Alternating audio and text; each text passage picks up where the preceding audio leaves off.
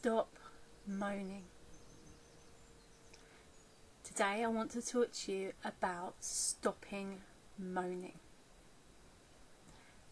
So I've noticed that some of my friends and connections on Facebook use it as a platform to moan about all sorts of things in their life that's not going well, or they perceive not going well.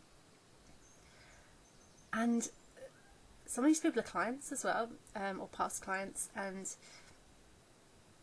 I find it really interesting that these are people who are educated, who know themselves quite well, and in my opinion know better, but they seem to have a pattern or a habit of embracing the drama of, oh, my life is awful, oh, I have to do this thing, oh, that's never working. And they just moan about it, and I'm pretty sure they would moan face to face with people as well. And the thing is, the more you moan about something, the more you're going to get it. Our language is very powerful, and it perpetuates the feelings. So if you're feeling negative, if you're feeling like something's tough, challenging, if you moan about it, you're like verbally or in writing, you're reinforcing that, so you're creating more of that. And not only that, you're kind of being toxic. You're spreading it out to other people, which then stimulates potentially a negative in them by association. So then you've created like a ricochet of negativity. So you've got your energy being low as you've got whatever it was that triggered you to feel the emotion. There's nothing wrong with feeling negative emotions, but by moaning about them, by negatively putting them out there with all flags and bells and whistles, going, look at me, whoa, my life, you're reinforcing it and making it stronger, which means you're going to attract more of that. If you want a life that you love, that's vibrant, that's fulfilling, meaningful, purposeful, if there's things in your life that you really want and they're not coming to you, it may well be because you've got a habit of moaning and complaining and whining. And something that happened yesterday that really struck me was one of my contacts was moaning about just something quite simple in daily life, and I put a comment on it's kind of perception, it's what you make of it, it's how you look at it. And she said, yeah, I know that, but I choose to feel shit about this. And it just struck me like, what the fuck? Why would you choose to feel shit about something by choice?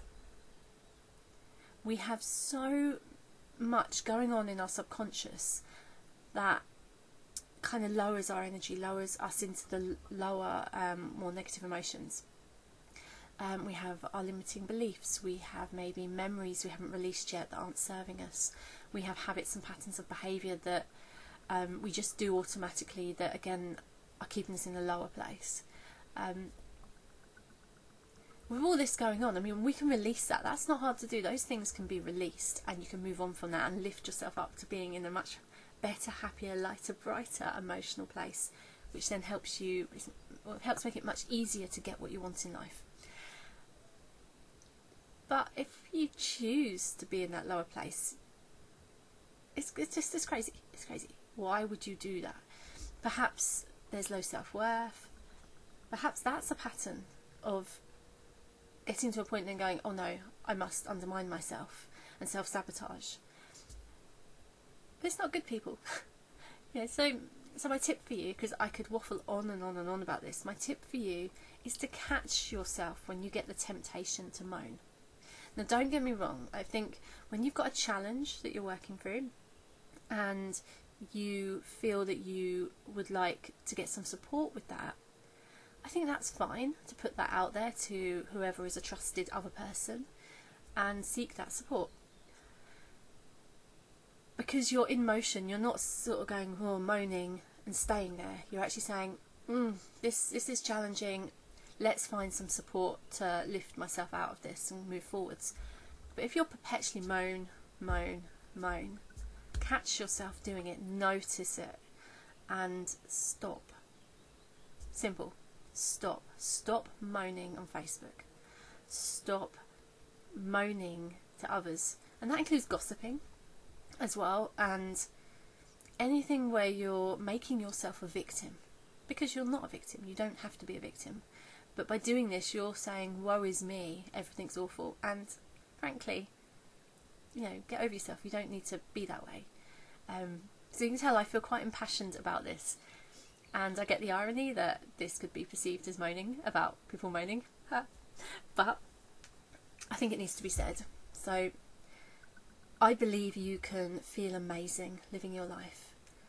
But you have to choose to allow that. And every time you, especially consciously, choose to moan, you're not allowing yourself to feel amazing and therefore create an amazing life for you. You're choosing to keep yourself stuck. So stop moaning. Okay, thank you. Have a lovely week. Much love. Mwah.